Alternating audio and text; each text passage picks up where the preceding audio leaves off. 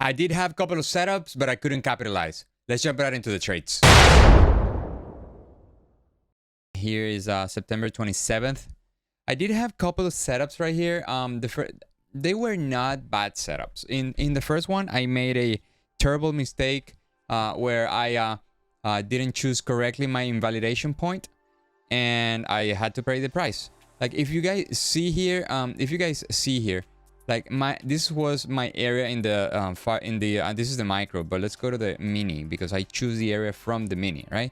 So I don't know if you can notice here how this candle is caught right here with no wick. That means, and this wick so little, that means that all this run to the downside was basically one huge we can say order or batch of orders that came into the market, right? And there's nothing that has left here but where the sideways movement happened, right? So if you guys see, yes, here we did have some sideways movement, but the thing is that for me to choose this entire area, my mistake was that I should have put the stop here or the invalidation point. Not even because I needed to risk this much, but probably like putting the trade right here and my stop right here. It was the correct action to take. But you know, you make mistakes, you can make mistakes, and we're humans. But the important part here is to learn from the mistakes and to record them here, to be conscious of them, and then get better at trading. Okay, so here the invalidation point was incorrect. I got stopped out here on the if you guys see, I got stopped out right here in the blue arrow, right here, and the blue triangle, and then the thing collapsed. Here's my entry right here at 92. Okay, this trade was taken live. Unfortunately, I was stopped out. I record a loss for -1. Now I said, all right, I do have this one, and I put my order here immediately because I said, all right, is either this one or this one. So I got stopped out from this one right here, and it came to the second one, but it came shy. It didn't get into the zone. Okay, and from there we never revisit those levels. How did I take this trade? So I was watching the dollar coming down from the Asia session, right? And then after the London Open, this is the London Open, we managed to make all the losses, right? So the dollar was trending upward, right?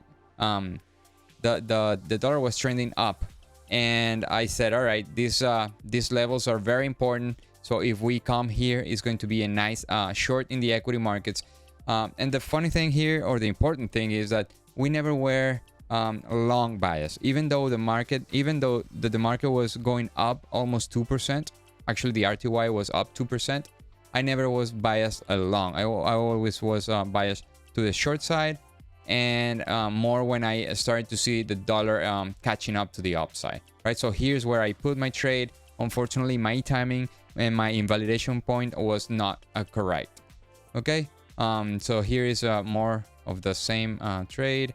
Okay, regarding the internals, so the internals were fine, and I didn't break any rule. I made a mistake right there, but the internals were okay, to the upside and retracing back down, and then coming back to the upside, right? What if I had the dollar in supply? I would never have tried a short right here. I would have tried a long right here, right? But the dollar was in demand. The dollar was being bought. It was not being sold. That's why I never tried the long today. Regarding the tick chart, we came here. In reality, it's too close to call because it was like 9:55 or something. We didn't have a defined trend per se. So we opened up here, we came down, and if you want to say, all right, you have a trend, it's going to be negative, right? Because this is the high that we created. So here I put the order. Unfortunately, this next candle caused the spike, so I got stopped out right here, and then right after that came back down, right? Another thing that I found, that because every time I do these reviews, I go check very deeply my trade, right, and see, all right, where you can improve. And I do, and this is a very odd enhancer that I have. I don't know any other trader that uses this, but I use the 7-minute chart, right? And the 7-minute chart gives me a good read of the market, because the 4-hour chart is the one that basically drives the entire chart, okay, up and down. There are very clear patterns in the 4-hour, right? And if you divide the 4 hours by 6, you'll get the 40 minutes. And if you divide the 40 minutes by 6, that's a multiple that I use to go down in time frame. If you divide everything by 6, you will get to like 6 point something. So I use the 7-minute, right? So the 7-minute, 40-minute, and 4 hours give me a very good picture of what is going on regarding the different time frames, and to try to look for zones and patterns, right, that are coherent. So I started to track these 2 months ago. The 7-minute, if it's a young candle, if it's an old candle, or if it's right up the half of the candle, right, regarding time. So here it was close to the end of the candle, and when I do that, my probabilities go down big time. And I can do that on Saturday when we do the live. We can review those numbers for you to see. If I would have waited 30 seconds, right, or 30 seconds or 40 seconds, something like that, I could have capitalized big time in this trade. So that's the difference of you tracking your trades, right? Because you got in here, if I would have waited a few seconds, right, like max 30 seconds, I would have gotten in right here and never came back from there. Okay, so those are the things that we need to learn from, and start tracking your data will make you better over time. All right, the second trade was not a bad trade either.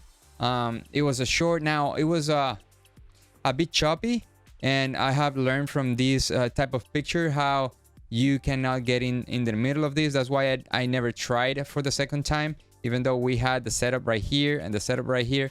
I never tried it again, because when you get in this chop, it's very dangerous, right?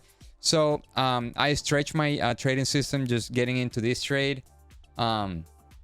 We were almost 2 to 1, let's say 1.5 to 1, and we got stopped out break even. If you check, the internals were perfect at 2. I waited for the momentum exhaustion right here, and I activated the trade, and here it was retracing to the upside.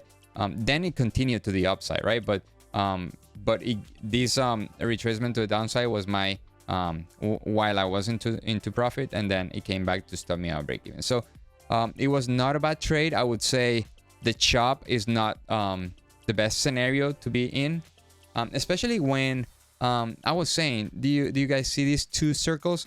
There were divergence in the tick chart. These two circles were showing me divergence in the tick chart, and I said, all right, I do have the divergence, but the trend is down, and I could give a shot for this trade, but ultimately it was not the best setup of all. Okay, so we came back to this area, never got back to the 15, but we came back here, and then from there we started to collapse. Regarding the dollar, again, a good picture in the dollar. This is the demand, never got filled.